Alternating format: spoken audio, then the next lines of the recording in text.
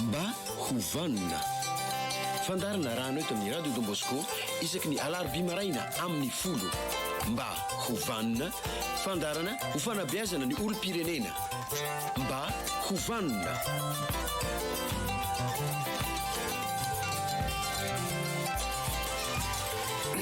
alarobia 20 jolay 2024 miarabasika rehetra mpanaraka ny fandaharana mba hovanina tonga sao tanatin'ny fandaharana indray miaraba ihany koa ny ray aman-dreny dia ny mpanabe ny generaly Désiré Makavelo. miarabanao Andriamantotsilavina, miarabanao Andriamantolantsy, Andriamanto Bruno ao amin'ny mikirakirany sary sy ny feo miarabatsika rehetra mpanaraka ny fandaharana ihany koa tompoko. Ya, ny fandaharantsika tsara mampatsiahy azy fa mizara telo mazava tsara ka ny 20 minitra voalohany hitondrana fa melabelara-kevitra, ny 20 minitra faharoa andraisany ny SMS izay hosoratanareo anay amin'ny alalan'ny 033 08 850 02 033 08 850 02. Ny akoatran'izay ny 20 minitra marana azy dia andraisana ny antso mivantana avy aminareo amin'ny fotoana mampety azy izay. Ndirotsa ivitsika kely ny resaka natao teto tamin'ny heriny toy izao ny vombolana tena nisongadina tamin'ny resantsika teto dia hoe fankalazana mampiray. Zay no amtianantsika azy indreto kosa nefa misy fehezanteny ahafahantsika ihany koa mamerina tsikelikely ao anatin'ny eritreretintsika ireo izay efa noresahana. 20 jona 700 sy arivo, 20 jona 700 sy 4 arivo, 12 taona namerena ny fahaleovantena ho an'ny Madagasikara. Na misy aza ny tsindry avy any ivelany hitantaratra ny fijoroana sy ny fahasarotam-piaron'ny malagasy mikasika ny fiandrianam-pireneny. Ankoatran'izay dia songadina tsara sy mamelona indrindra ny fanantenana, ny fiarahamentana sy ny firaisan-kina tamin'ny fankalazana ny fetim-pirenena. Ny fitafiana no hita ety ivelany fa na eo aza izany ny fomoray dia efa vinaky tamin'ny endrika mirana sy fomba fitafy isampatra malagasy tokoa. Tia ny fireneny, tia ny kolotsainy. Tena marina loatra zany. Varina mahitanao miteny aty varina sy ahoana marina ny tena fandraisan'ity tovolahy ty ny anaony ity famotinana ity fa tena metsara mihitsy ary tena mipita tsara any amintsika mianakavy izay mpanaraka amin'ny fandaharana mba hovanina. Anisan'ny noresantsika tamin'ny fandaharana mba hovanina araka nefa nataon'Andriamanto Tsilavina teo ny tsingeritaona fa 980 iverenan'ny fahaleovantenan'ny Madagasikara. Zany tsingeritaona fa 980 zany tsy azo adinoina, tsy lalovana fotsiny fa tsy maintsy asiana tsindrim-peo.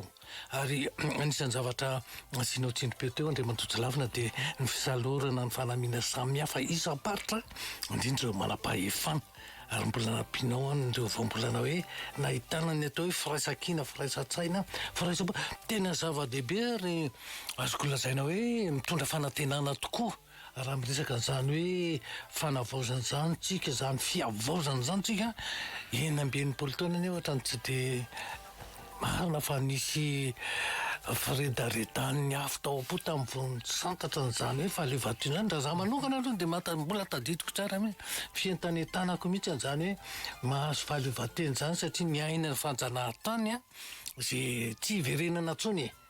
mampanonofo ratsy dia alao ny hoavy no eritreretina ary izay no mahatonga hoe efa misy ny firaisan-kina, firaisan-tsaina, firaisam-panahy dia tena misy ny fanantenana. Na io ary ny zavatra maro hoe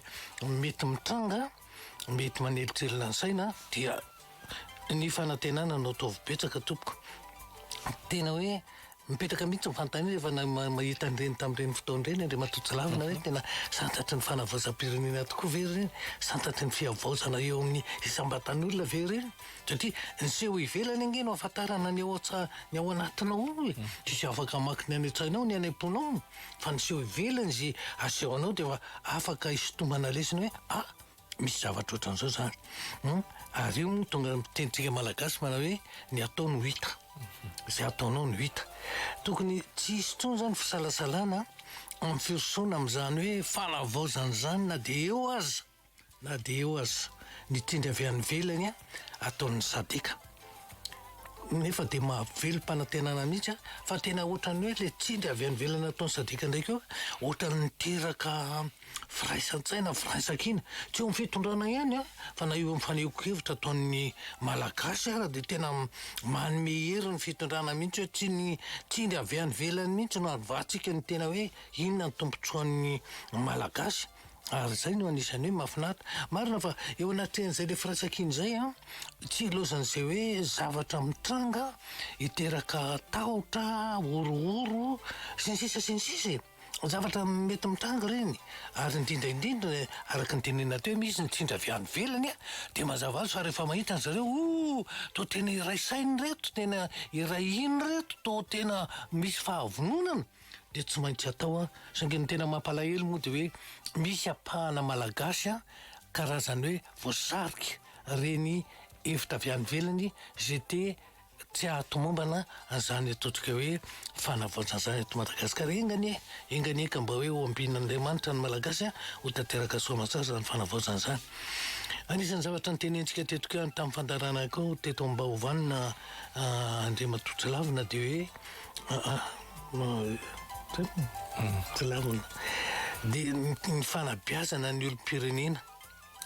tena tsy isy kosa aloha zany hoe fahavanonana izany na vokatra tsara eo amin'ny fiainana amin'ny ankapobeny raha tsy manisy asany ny lanjany ny teny ny tantara ary ny tany reo fa tenentsika foana reo ny fototra hijoroana mahafirenena ny firenena ny teniny ny tantarany ary ny taniny reo anankitelo ny mikasika ny tantara moa dia efa verimberitsika matetika amin'ny fandaharana amin'ny tany hoe ny tantaram-pianakaviana izany ilaina mahafantatra azy ny tantaran'ny faritra ny haviana ilaina mahafantatra azy ny tantaran'ny firenena ilaina ny mahafantatra azy ary nena mahatonga ny hoe ilaina dia zay ny mahatonga ny hoe rehefa misy vanim-potoana tokony hampatsahivana an'ireny a dia miteny foantsika eto amin'ny fandaharantsika satria tena fototra mihitsy ireny a ahatonga anao mitenao fototra dia hoe faka ary mioro-paka mahamalagasy atsika ary rehefa ohatra ka tena hoe manisy lanjan'ny teny a mahafantatra ny tantara ary koa ny tany misy ny tena zava-dehibe daholo zany rehetrarehetra any vo tamin'ny herinandro teo Andriamatoa lavina no nylaniana teny amin'ny anterimeram-pirenena ny tolo-dalàna na roso ny solombavam-bahoaka na valina frankira kotortiny avy eo amboribory-tany fahatelo eto Antananarivo mikasika ny fampiasana ny teny malagasy eo amin'ny fiainany malagasy amin'ny ankapobeny tena zava-dehibe zany ary satria eo amin'ny fifandraisana amin'ny fanjakana sy ny olom-pirenena ny vahoaka dia tena ilaina mihitsy zany hoe teny malagasy zany anisan'ny tena za moa dia anisan'ny mpiteny foana indrindra ny didim-pitsarana manina mbolana zao zany zao dia azo antoka fa ho amin'ny amin'ny teny malagasy ny fampianarana ao amin'ny teny malagasy eo manko dia ohatrany hoe malasa fisaina ihany izy io lalàna amin'ny teny malagasy io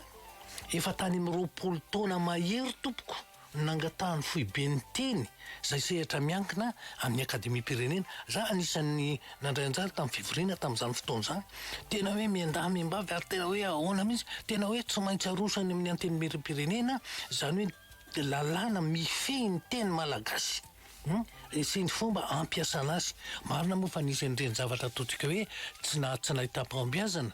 tamin'ny 20 ny hoe fanagasiana izay ohatra ny azakazana satria ny an-tany-po tsy misy mahadiso azy fa naizanona zany ara rehefa tena hiditra amin'izany tena hoe fanagasiana izany ianao tsy maintsy misy ny boky ampiasana tsy maintsy misy fepetra maro samihafa tena hoe tanteraka azy satria lazatsy tsaraky ny tokony ho izy lesy amin'ny nampaharitra ny fivoahan'io teny amin'ny antenimieram-pirenena io zay efa toko hoe 20 taona mahery efa ny olona ny fandimby tao amin'izany sehitra ny foibe ny teny zany nisan'izany Ramatoa Ramiaramana na Bakoly zay mpampianatra zay tena hoe tena sikim-ponitra mihitsy ny ampidirana ho tafiditra amin'ny lalàna ny antenimera zany Ramatoa Ramiaramanana Dominique izany dia nosoloana Ramatoa izy ma raha Tsimandrava Juliette anisany tena miady mihitsy ny abidiny dia zay no natonga hoe roapolo taona teo fa misaotra an'Andriamanitra aloha fa tafita ihany le izy a satria zavatra tena ilaina inge da na tsy tena tia hoe didim-pitsarana fotsiny dia ny zavatra nahafinaritra dia hoe ny io teny malagasy io manko a nahatonga azy tena hoe sarotra be tena nisy mihitsy nisy ny fampianarana tena nitsovalana mihitsy amin'izany hoe ampiasana ny teny malagasy zany manana ny antony izy nahatonga azy nitsovalana tamin'izany tsy fanomezan-tsiny akory fa tantara mipetraka fotsiny le izy dia hoe mba hampatrivona foana zao zany izy handeha ka zay dia nisy hoe nisy tompona andraikitra mihitsy tena nitsovalana mihitsy a fa ny zavatra tsara ho fantatritsika anie dia izao hoe oko ho fantatritsika malagasy fa ny teny velona ohatra ny teny velona rehetra ohatra ny teny anglisy teny frantsay natao teny rosiana ny teny malagasy ndi zany hoe mahateny velona zany dia mivoatra izy io ary tsara ho fantatrika ihany fa tsy tsika malagasy tsy eto Madagasikara ihany miteny malagasy ny avatsika ao Komorina misy miteny malagasy fa any amin'ny firenena-kafany koa misy miteny malagasy ary tsara ny ahafantarantsika fa anisan'ny teny tafiditra ao amin'ny fianarana ny atao hoe langue orientale ao am-pariany teny malagasy fiteny azy moa fantarina aloha tsy langue orientale zany fa hoe langue orientale fa tafiditra mihitsy ary azahoana diplôma mihitsy any Paris no anaovana azy ary zany midika mihitsy fa hoe na ny any velany azy mamelanjany zany toerany ny atao hoe teny malagasy ka tsika eto toerana indray ve tsika tompony indray ve ndeha salasala tsy anisy asiny tsy anisy lanjany anisy fitiavana an'izany teny pirenetsika zany tena zava-dehibe ary isorana andrareo amin'ny androm-panjakana mpanao lalàna ny nahavitana zany hoe fandaniana zany zany zavatra lazaina rehetra zany ny Andriamatoto lavina dia tantara-pirenena tsara ho fantatry ny olo-pirenena mbola averiko ihany tsy anana ny atao hoe rery anaty ianao raha tsy tena hoe manisy asiny ny tantara-pirenenao ny teny-pirenenao ary ny firenenao zay ianao afaka mirehare fa tsy ny fahaizana teny vahiny fotsiny fa tena hoe latsaka anaty mihitsy ary zany na zava-dehibe andreny hoe fankalazana ny fahaenina ambinipolo taona miverenan'ny fahaleovantena ireny ohatra ny seho ivelany fotsiny eny le hoe samy manao fanamina avy any amin'ny faritany fa misy dikany ngeza be mihitsy ireny za moa dia anisan'ny miteny foana ny misehatra fanabeazana hoe ny hitan'ny maso reny ny sofina taon'ny tanana anisan'ny mametraka ny atao hoe rafitsaina amin'ny olombelona zavatra hitan'ny masonao anisany mamolavolany sainao sy ny fonao zay no mahatonga le hoe matoa misavoritaka ny fiainana dia ny zavatra hitan'ny maso ny zavatra maloto zavatra misavoritaka zavatra tsy misy fanarahan-dalàna fantatrao fa tsy ara-dalàna dia atao ihany dia zay niny mahatonga ny hoe fa raha tena hoe miezaka tsika hoe anara-dalàna dia na tiatsika na tsy tiatsika tsy maintsy misy ny fiavaozana tsy maintsy satria io hitan'ny maso io anisany tena misy fiatraikany lehibe amin'ny toe-tsaina sy ny toe-po ary vao miteny hoe toe-tsaina sy toe-po amintsika malagasy ny fo sy ny saina miaraka no atao hoe fanahy ary ny fanahany maha-olona ozany malagasy raha tena hihevitra n'izany hoe fiavaozana zany tsika dia miainga amin'ny tenantsika dia miainga amin'ny hitan'ny masotsika io zay aloha dia zavatra tsy azo lavina hoe ny hitan'ny masonao io manomboka ao tokantrano na ataoko hoe manomboka amin'ny tenanao mba milamina ve ny ao mba madio ve mba misy tena hoe fandraisana andraikitra ve amin'le fiarahamonina ao anivony tokantrano rehefa tena misy zay zavatra dia mipaky eo amin'ny fiarahamonina eo amin'ny velan'ny tokantrano dia rehefa misy indray le eo amin'ny fiarahamonina dia tsy maintsy misy fiatraikany any amin'ny firenena tsika za manantena hoe isy zavatra tonga dia tonga da milatsaka fotsiny avy any an-danitany tsy maintsy miainga avy eto amboniny tany tsy maintsy aingana zay vao miakatra ambony fa tsy ny avy any ambony no mitotany fa ny aty ambany no miakatra ary zany ao anatin'ny fiainana anie zany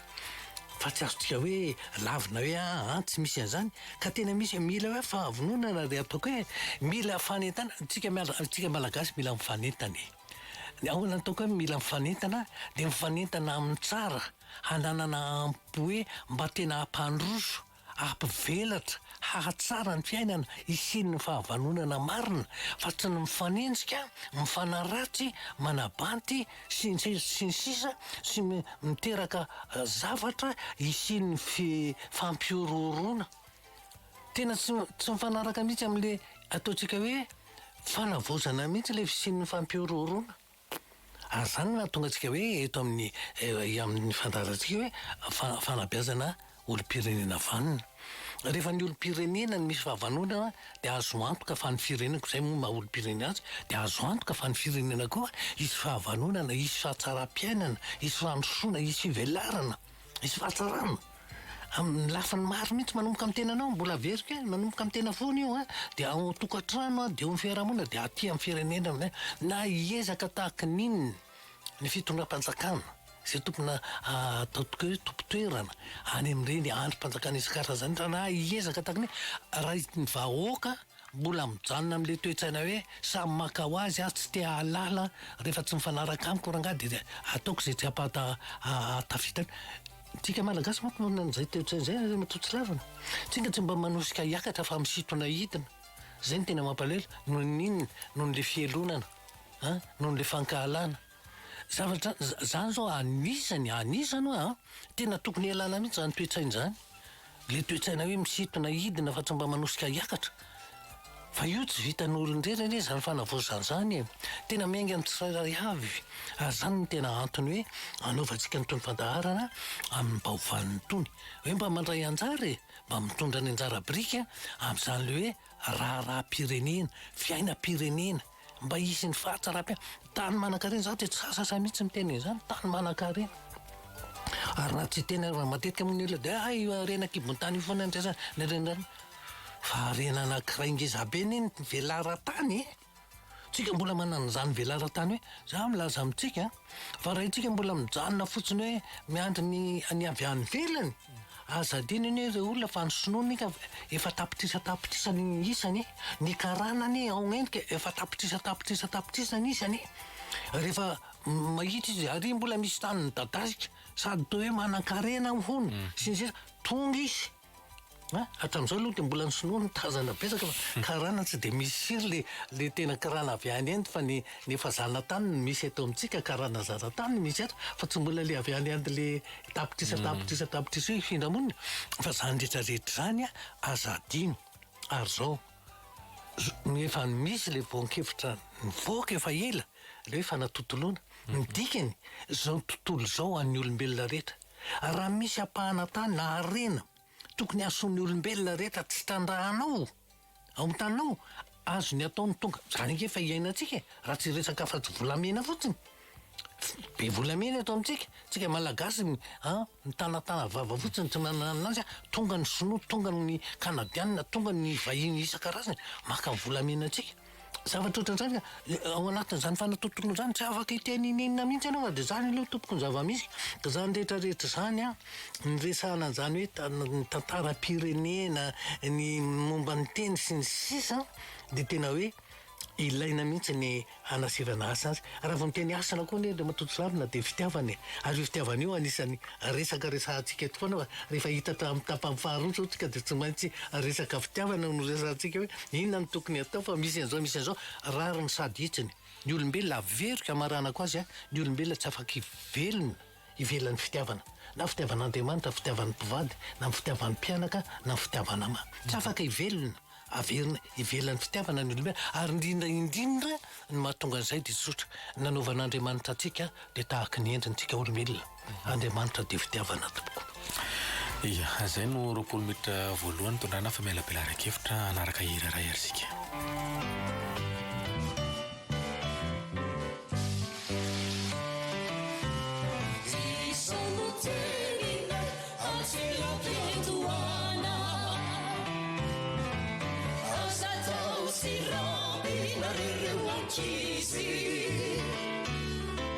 Fizamuando andrai vali so refani arrita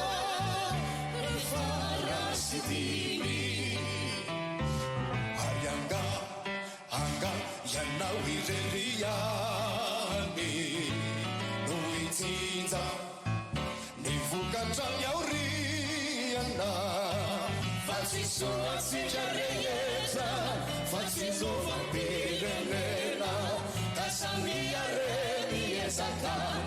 ampisorotra resona fositeny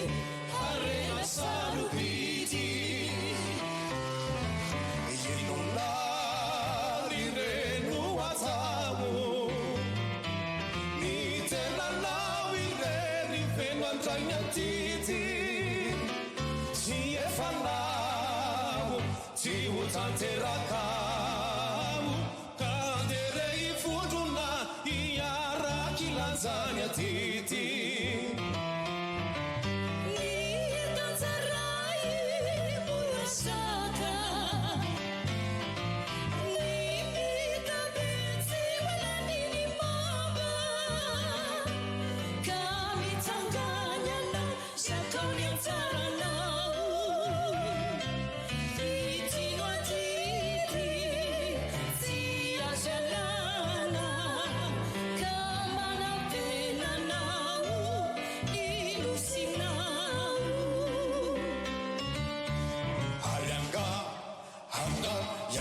Ireliani Luitinza Nivukatrany aoriana Fatsisoatsika rehetra Fatsisofampirenena Kasamiareny ezaka Ambisorotra Reservaseteny Arena sarobity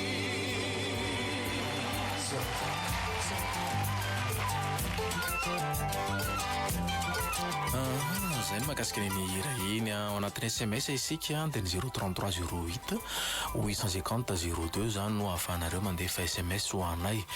mba hovanina hoy anareo ato inona no ataoko fa nivadiko sarotra hiadinkevitra mora miakatrafo sady tsy manome lanja ny tenany hafa mihitsy fa ny azy ihany no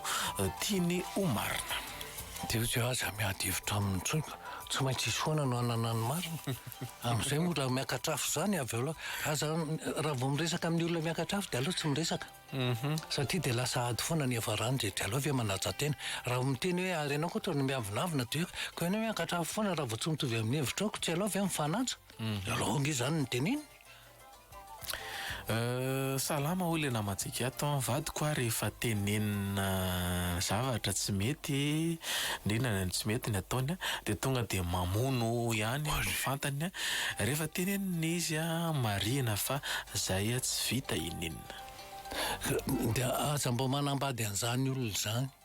allo natao efa niteraka ary nareo allo lavitra ianao reny mpianakaviana ny miahy andreo solosodimbinareo reo fa za mba miantehitra amin'ny zany ny atao miantehitra amin'ny hazo boboka ary ahita loza ianao raha misora-panambadiana amin'ny olelahy io satria raikitra ao aminy indrindra moa ka anao fanamasenana za mba manao an'izany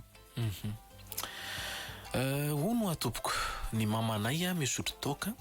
andeha mariako fa io zavatra ataony io no tsy tiavany ny ankizy azy ary mitarika famaliana dia raisiny hoe tsy fitiavana anazy manana zovy zahay tompoko mba hanitsy anazy sa ahoana lasa olana le izy eny manana zo io nge le hoe ny fifanakaloza-kevitra miteraka fifanakekezana-po ary ny fifanakekezana-po midika hoe fitiavana araka lazaka hoe ny olombelona tsy afaka iaina ivelana fitiavana tena manana zo matoa io reninareo io misotro toka dia misy zavatra tena marehira-tsaina azy fa tsy hitany mihitsy ny tantarana azy namana dia asevy mangataka fotoana dia miresaka amiko satria matetika mahatonga ny olona hoe manao zavatra tsy fanao na ao atokantrano ivelany tokantrano misy zavatra tena hoe manahirana ny sainy ary manavesatra ny fony fa tsy hitany mihitsy zay tenenana azy satria raha vao hiteny izy ohatra hoe am'vadiny dia ady aloha zay teny aminareo ekizy dia tsotsapanareo mihitsy le fahorinyreninareo amin'ny fihetsika data dia zay zavatra iny hoe mila mpanabe mirefampiresahana mba hamoahana andreo vesatra na ao an-tsaina na ao am-poreo fa ho hitanao fa mihamaivan'izany Za tanora lehilahy 13 taona hono manoratra ato mipetraka aty ambanivohitra mba tika raha manandrenivohitra nefa tsy avelany zokiko vavy fa hoe iza hono no hitaizany dada sy mama za nefa mba te hanomana ny hoaviko iny tompoko ny tokony atao. Ka le izy eny zay nge fijery tena hafa mihitsy zany a tsy ny zanaka mihitsy no atao hoe ndray marina fa raha malaka atao fa ny ray aman-dreny miahy ny zanaka fa tsy ny zanaka no miahy ray aman-dreny. Ny ray aman-dreny iny no mitady zanaka fa ny zanaka tsy nisy raha tsy ny ray aman-dreny. Ka raha ohatra kosa mba mieritreritra ny hoaviny izy ahoana no isan-kanana an'izany fitiavan-tena diso tafahoatra zany amiko. Io sa manana andididy manandrify azy. Za de teniko fa mety misy rehetra angamba zany général zany angamba tsy mba tia ny ray aman-dreny tsy tompoko tsy hany mihitsy ny ipetrahany resaka tsy hany mihitsy ny zavatra teneniko fotsiny de zao ny adidinao voalohany rehefa nanorona tokantranonao de nivady aman-janaka ao zay vao ny ray aman-dreny zay vao ny ray tapo zay vao ny havana misy sokajiny ohatran'izany fa zay misy ray aman-dreny manambady aman-janaka zao zanany de mbola vitan'le reny mpianakaviana ny hoe ny karaman'le zanany lahy nanambady manambady aman-janaka mbola mena azy inony zany tsy hainao mihitsy no adidiny voalohany fa nivady aman-janany zany tokony ho fantatsika ray aman-dreny so de mbola mieritreritra ohatrany taloha ny zanaka no arena ho ampiasaina so tangotangosana daoly ny zavatra ananany tia toetrana tokony ananany zany am'izao vanim-potoana misy am'izao fotoana zao zany tsy midika akory zany fa hoe manariny sotoavina mamalakasy tsy tompoko fa apetraka tsara ny sehatra tokony hisy azy zany adidy zany ny adidy voalohany ny vady aman-janaka ny ankonana ny manaraka ny ray aman-dreny niteraka manaraka ny ray tapo manaraka ny havana zay milahatra tsara izy zay mba hitaraina kely za mon général ino no atao raha sendra fiarahamonina ratsy sy mahay miaina da alao miataka ianao hoe de ipetraka foana eo amin'ny ao amin'ny zavatra ratsy ohatrany sanatriny zany hoe rano maloto de mbola tsibohana ihany ny fahendrena de tsy mitsoboka amin'ny rano maloto zay le izy alao tosary anohatra le izy de am'izay azo sary ie hoy le namatsika ato hoe mankasitraka tompoko fa tena mahafinaritra ny fandahanana za tanora 13 taona mbola tsy manambady malahelo za reo vao tsy manao fandaharana nareo ho ela velona tompoko saotranao de toisoana ny fanarahana ny fandaharantsika satria tena zay mihitsy eny anaovako an'izy ity mba hanampiko anareo tanora mba hanampiko ny tokantrano manam-pasarana mba hanampiko ny mpiaramonina mba hatsiaro tena mihitsy amin'ny fahavanona zany mba isiny ny fahatsara-piainana zay neny mahatonga le hoe amena ny laharany telefona rehefa any amin'ny farany mba hahafatsika mifandray sy fanakalo-hevitra zay ny antony mba hovanina ho namatsika ato lehilahy 20 taona no manoratra eto sady tsy mifokany tsy misotro mbola tsy manao sipa ihany koa de lazain'ny olona hoe vavy-lahy hono za manam-paharinana anao mopera de misy miteny hoe tsy lasa mopera raha tsy manao sipa marina ve zany tsy marina mihitsy zany olona mampidikiso zany ary ty teneniko foana hoy zay hoe rehefa antson'Andriamanitra de tanterao fa tsy ny sitrapony ray aman-dreny ny antson'Andriamanitra mbola be deaibe manko na tanora vavy na tanora lahy hoe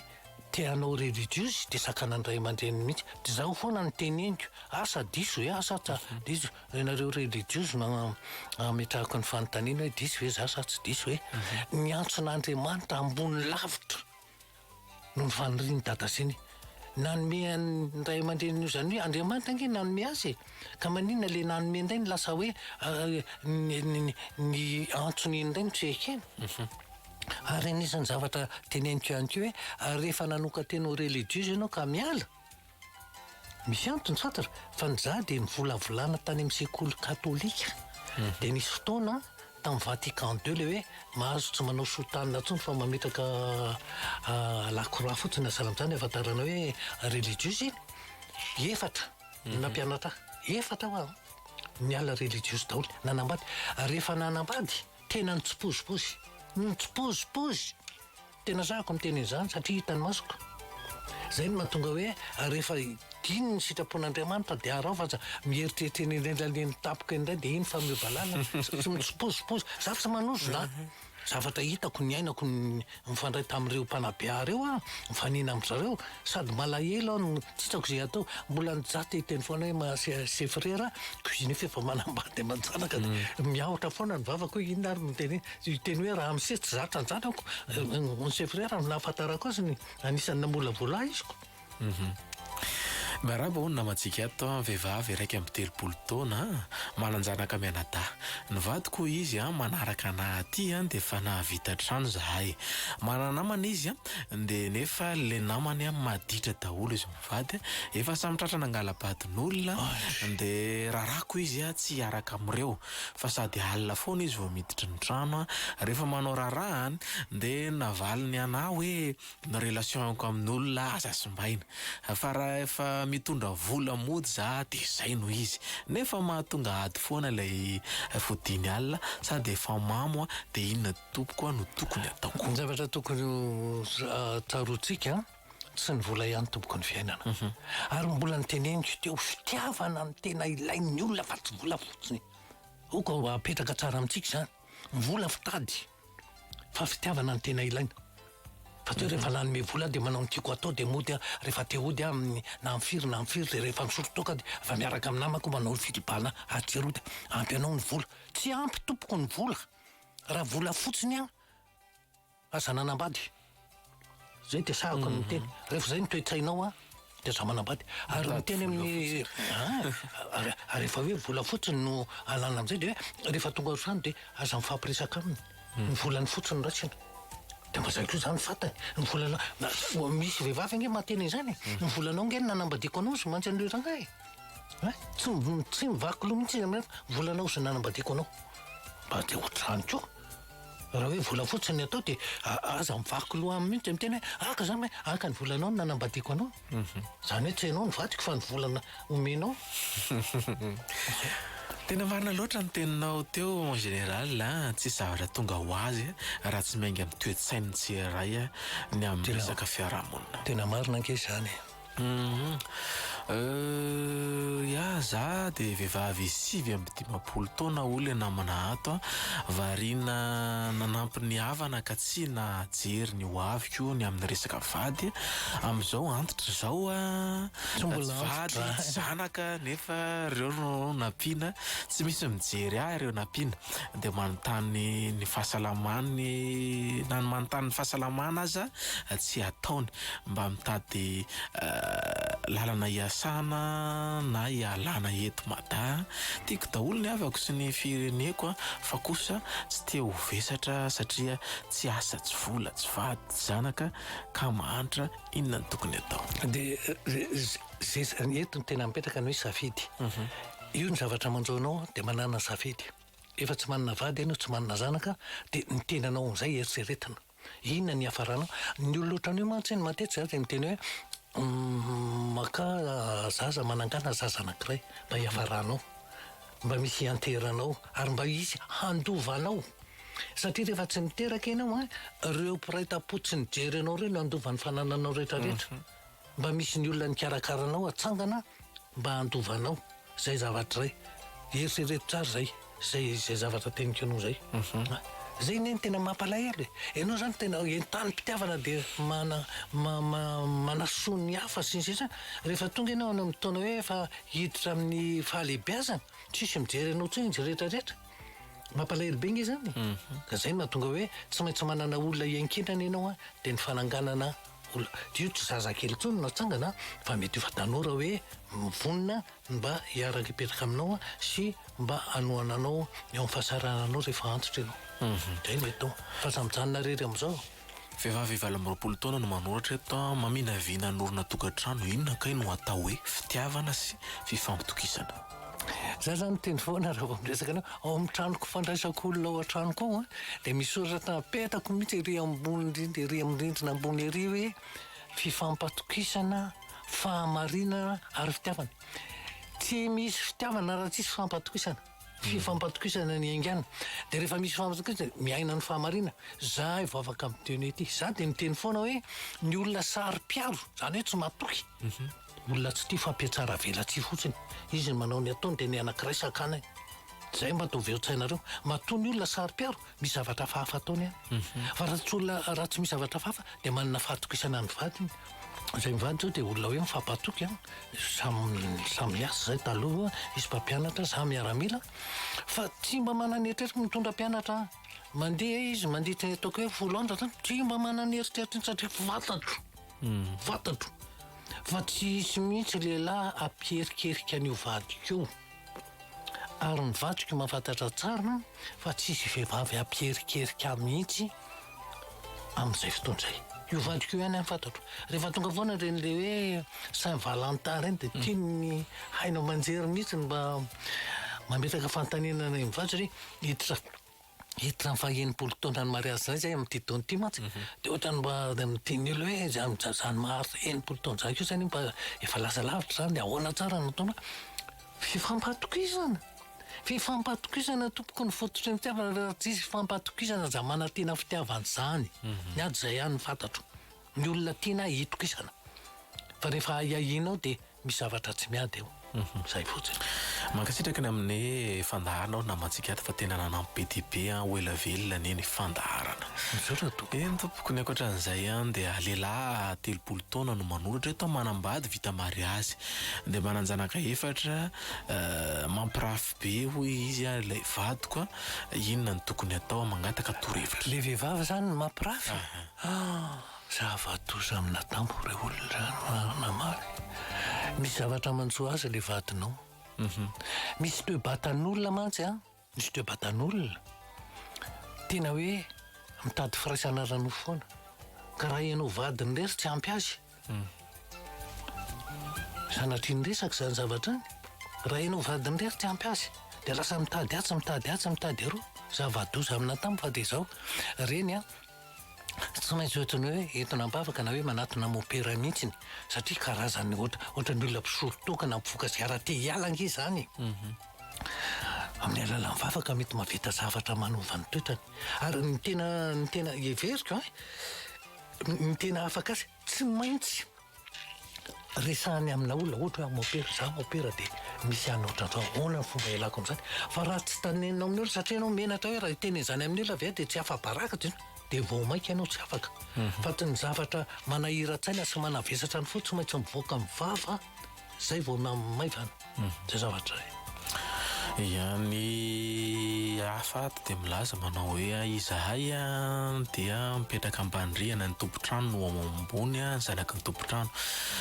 tsy misy miafina aminay izay ataonao zareo ao ambony nefa atao ambany misy zaza inona ny tokony atao ko izy aro ny tompontranoko inona ny azonao atao amin'izany fa dia ny zavatra azo atao dia mifinatra ny tadiavatrano zay ihany ianao ve afaka hiten'ny tompotrano hoe anareo mikotaba be rehefa amin'ny alina tsisy fiainandro zareo zany fa rehefa jakanao fotsiny dia ianao no miala zay le izy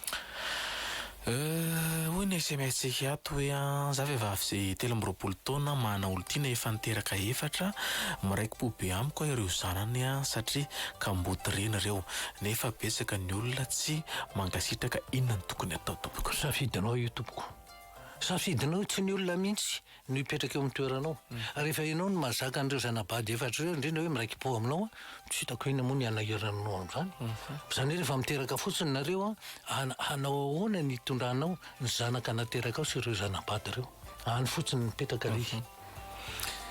olona mana ato hoe salaminareo mianaka mba hovanina mahafinaritra be ny miaino anareo vehivavy fita amby 20 taona manana olo-tiana any amin'ny fatra sainy makany dia mety veno makany raha mbola tsy vita ninina indrindra ianao vehivavy aza mba mandehandeha any lasa nandeha fianakaviana hidiranao aza le tovolahy falo tonga any ianao fa ny ray aman-dreny tonga dia mieritreritra mba vehivavy tsy manaja tena koa zany olona tsy vita ninina dia hitonatona nandeha aty zay le izy zay nylety mety tsy maintsy vita araka ny tokony satria fanomezam-boninahitra fanomezan-kasina ny ray aman-dreny niteraka ny fisehoana hoe misy an'izao fa tsy hoe aitraitra fotsiny fa fanomezam-boninahitra sy fanomezan-kasina zay ihany koa no SMS novaketsika tao anatin'izay 20 mitra faharoa zay anaraka hirarahary losika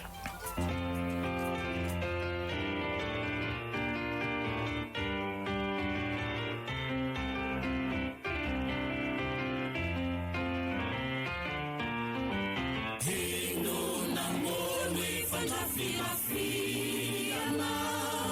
sy anao fanisatsika fananamana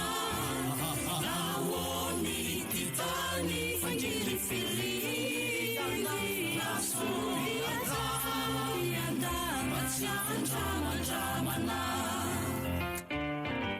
zeno namony fandrafirafiana sy anao fanisatsika fananamana nahoany ty tany fandririfiriana nasoiataianda matsiafandramandramana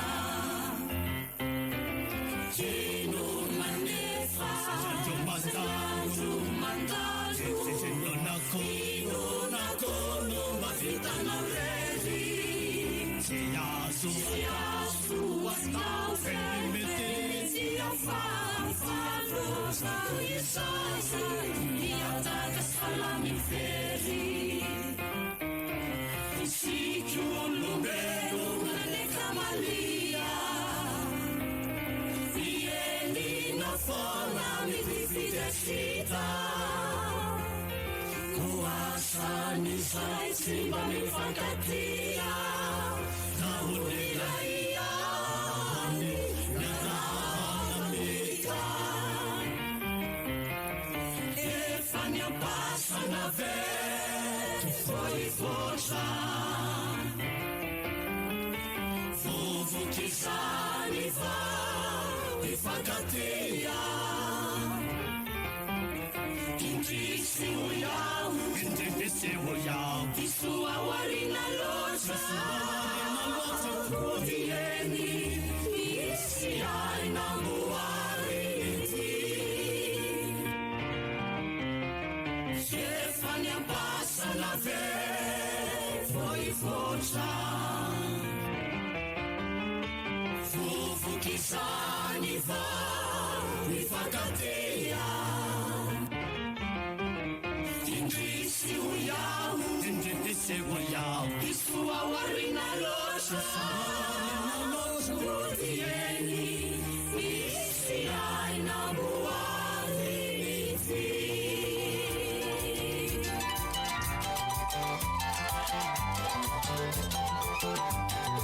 Ato anatin'ny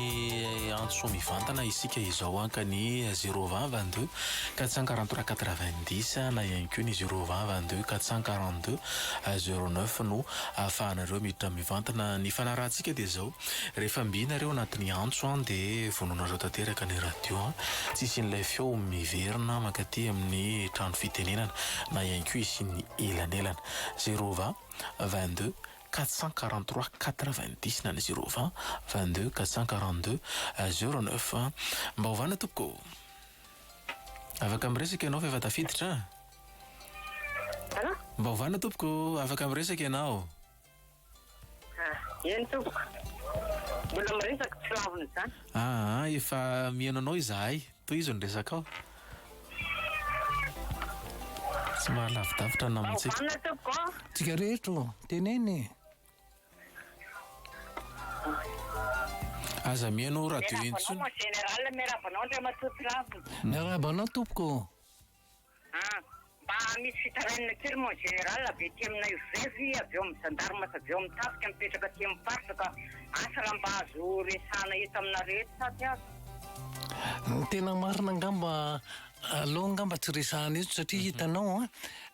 anisan'ny rehefa miresaka ny zareo reo mantsiny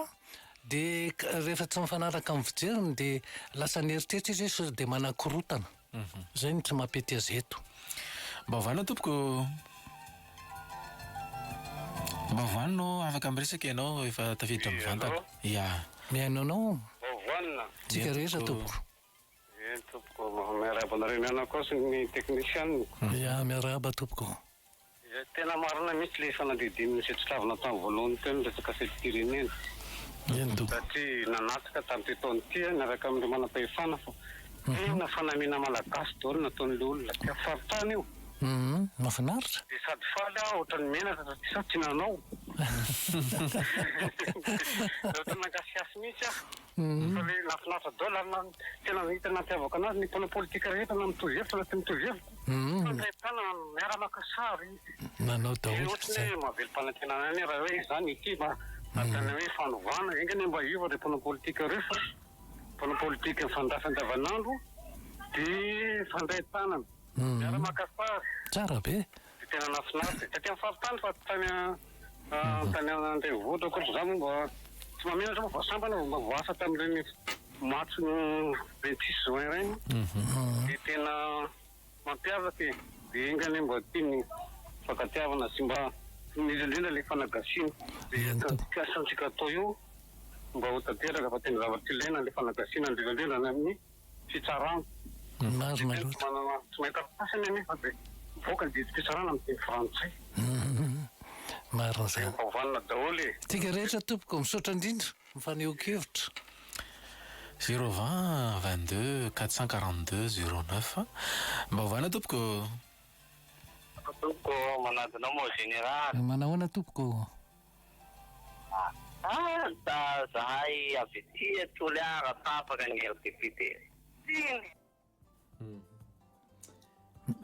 lasa ihany-ko ny namaro rosany tapaka tsy mandreon'izy areo any Tuliara voalazany teo mba hovana tompoko ya afaka miresaka tompoko ya mba hovana za tompoko vehivavy 7 taona niteraka ray dia nisaraka tamin'ny rain-janako a satria izy a mampirafy be dia misy olona ray niaraka tamiko a dia niaraka 2 taona izay dia hoe iroso tamin'ny raharaha dia nisy zavatra ny famaliana izay dia tezitra tamin'iny izy dia hatramin'izao a tsy mandray telefona tsy mba miampy mihitsy dia inona tompoko ny tokony ataoko mbola anatena anazy dia za sa mila manapa-kevitra manapa-hevitra olona tsy tapa-kevitra zany fa ampijaly anao fotsiny alao manapaka alao tsy mifandray aminy intsony avy aloha izy hoany rehefa izy ohatra ny hoe verina miantso anao dia resaka aminy ianao fa azy ianao mihitsy ny manatona azy aloha izy ny manatona anao eny tompoko ny 020 22 443 90 na ihany ko ny 020 22 442 09 mba hovana tompoko miainanao zahay mba hovana tompoko tika rehetra o salama tompoko salama olona mon général eny tompoko malaza anao tompoko ora aty matsiaro an'le fankalazana fetim-pirenena tompoko eny tompoko aty amin'ny commune taty aminay commune Morarano Gare dia hoe tsy nivory ny sefim-pokotany zany aty isaky ny fokotany dia verina avy any dia hoe tsy azo atao ny mankalaza fetim-pirenena 26 hoe lalàna vesaka zany olona te anakorotany zany setina resa pokotavo mankalaza sady 26 ve lasa 27 tompoko olona te anakorotany zany dia tokony mandray fepetra ny manam-pahefana eo toerana mahio ny zavatra ohatran'izany fa tsy mijanona fotsiny izao misaotra tokony izy ohatra ny avy eo amin'ny commune ao lamotany eny dia zany le mpanoriana zany manao zay akalan'ny olona ny fitondrana fotsiny dikan'izany tokony mandray fepetra manam-pahefana any toerana rehefa tsy eo amin'ny ataontsika hoe mifaritra eo dia mety hoe miakatra ambonimbony kokoa eo amin'ny setry ny fibakiona ny 020 22 442 09 na ihany ko ny 22 443 90 no ahafahanareo miditra mivantana ao anatin'izao fandahana izao rehefa tafiditra anatin'ny antso nareo araka ny voalaza teo dia vonono raha teo aza mihaino raha teo intso manjary misy elanerana ay mbola miresaka ianao zay le voalaza teo tsinona satria raha teo ny anonareo mba hovana tompoko afaka miresaka tompoko tsika rehetra hovana tompoko tsika rehetra mba hovana toy izy nresaka ao fa mihaino izahay e ho an'ny vehivavy anatro ty teo nisy ny teny hoe za mananjanaka efatra dia zaka n'le rangaha tsara tsy misy olona mazaka ny vanaka n'le vehivavy zany ary indrindraindrindra ny vehivavy hoe zaka ny zanako ino no adversaire voalohany indrindra fa ataony fotsiny profil carrièren'olona manko ny olona manao an'iny le vehivavy teo zao de niteneko nariko le ranga fa mampirafy be ety indray fa hitany enareo vehivavy mba misaina tsara tsisy ohatry mivadinao voalohany na tsodrano tamin'ny dadabe sy bebe de mato mama mato dada tsy voaverinao tsony reny dada sy mamy reny angatanao tsodrano ka raha voaverinao reny de soloy vadinao zany tompoko tsy hoe manenjika ny olona fa mivehivavy indraindray tahitrandrendrarendra tokatrano tompoko fiafiana tokatrano fianarana fa matoa misy tokatrano iray midafoka tsy misy heriny tsony de tsy nahintaiza misy tokatrano iray tonga hatrany amin'ny faratapony zanaka mianatra tafita daholo de tokatrano ihany zany na infampiaino mitovy ihany tompoko ny miteny sy miaino anareo vehivavy misaotra tompoko tena marina zany misaotra anao zay ny mahatsara an'le fandarana misy hevitra avy any aminareo mpiaino koa tena ilaina reny mba hovana tompoko Bawana tompoko tsika rehetra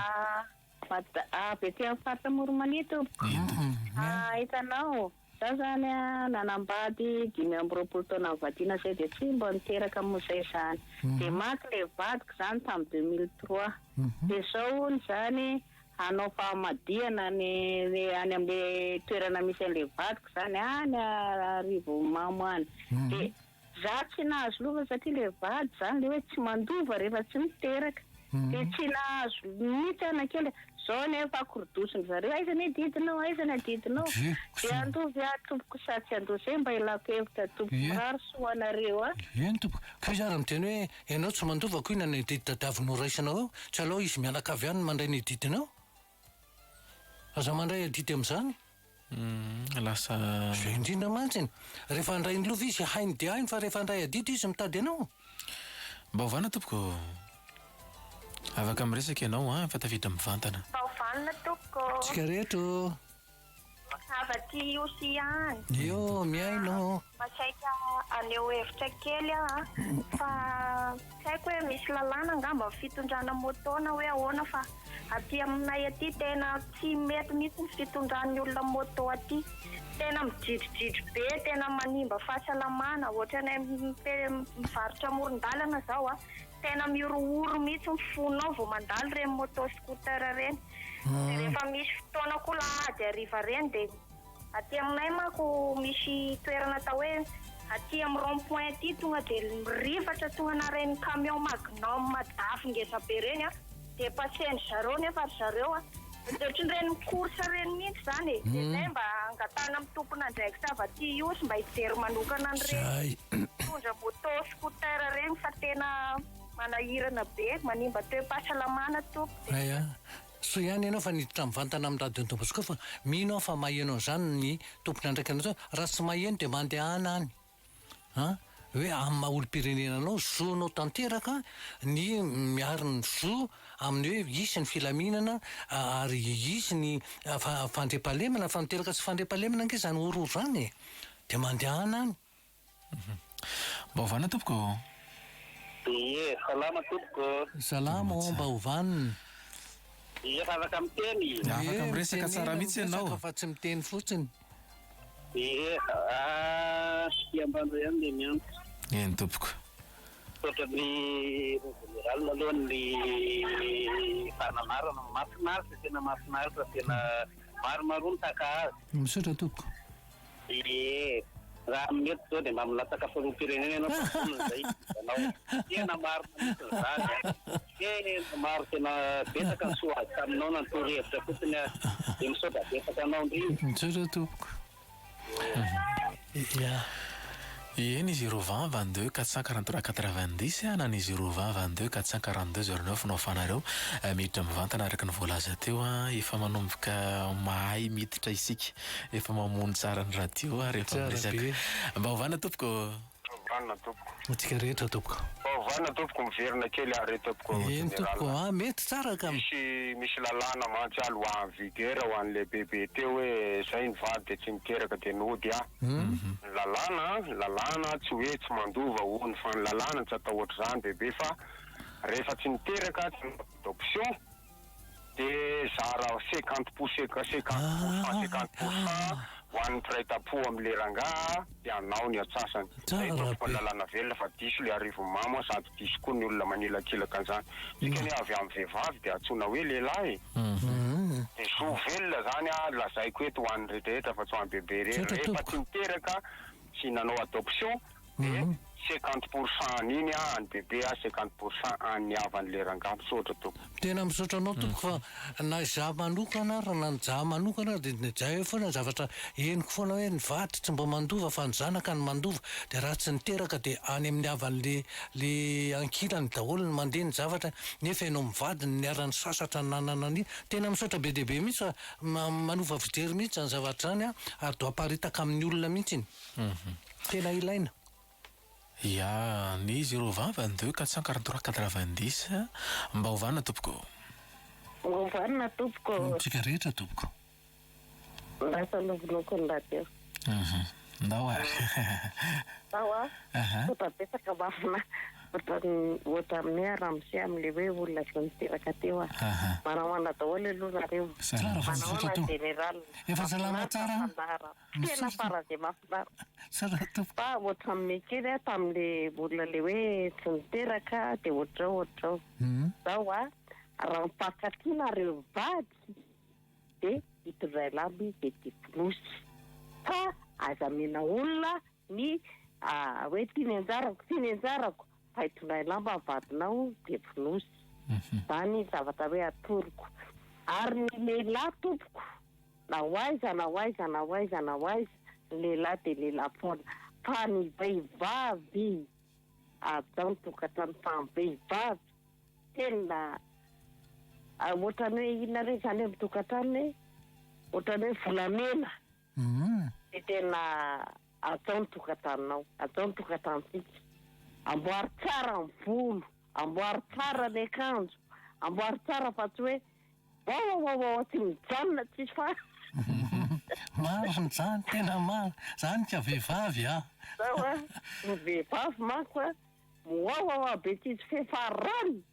dia fa lelehilahy dia alao no mivoaka ny trano fa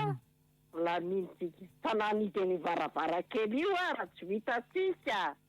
raha tsy ny lehilahy dia misaotra betsaka fandarina fa mahafinaritra sady mampisokatra fo mampafalifaly tena mamperiperitra misaotra tompoko ary misaotra mitorohevitra fa zay ny tena ankasitrahana mihitsy nareo zay miditra mivantana ary tena hoe fanampinan'ny havatsika zay manam-pahasahiranana mba te halala mahasahalalana vao misaotra tompoko makasitraka makatelina dia ataontsika hoe zay ankonina marana ny fiarahana teto makasitraka anareo zay nandefa ny SMS zany indrindra reo niditra mivantana tena tsara ny fizoroana vavolombelona tsy ny olona fotsiny tamin'ny famelabela arakevitra nataon'ny ray aman-dreny tsika teto fa nitondra ny hevitra reo ankonareo ankasitrahana feno zany efa niova ankony fomba firesakitsika tao anatin'ny telefona efa namono radio enareo ankasitrahana zany rehetrarehetra izany misaotra an'ireo teknisiana anko tao ambadika tao tamin'ny feo sy ny sary ianareo maniry ny resaka mivantana amin'ny ray aman-dreny dia miantsony 033 032 07 201 51 032 07 201 51 ianareo avy any amin'ny fatra manomboka amin'ny 10 ora sasany ariva ianareo no miantso satria izay no efa fandaminana mbapetraka ireo rehetra izay efa mahazo ny fandaram-potoana iona aminy dia aoka ho atsainareo ny fotoana sy ny andro satria dia betsaka ireo irehany betsaka ny adidy miandry ny ray aman-drentsika dia izahay mametraka ny mandra-piresaka mandra-pitafa ao amin'ny manaraka indray veloma tompoko